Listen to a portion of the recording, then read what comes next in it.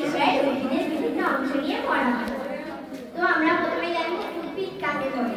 যারা মাটি বের করে উপরে ওঠে, যাদের দেহে প্রাণ আছে, নিজের খাদ্য নিজেরাই বের করে, তাদের বলা হয় উদ্ভিদ। উদ্ভিদের প্রাণ আছে এটা প্রথম কে প্রমাণ করেছিলেন?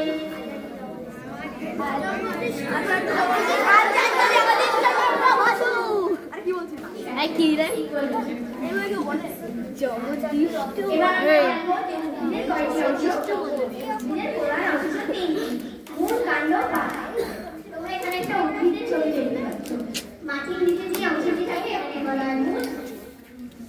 তোমরা দেখতেই পাচ্ছ মোটা এবং সবথেকে বড় যে মূলটি রয়েছে এটাকে বলা হয় প্রধান মূল, এবং তার চারপাশে যে সবগুলো রয়েছে সেগুলিকে বলা হয় শাখা মূল।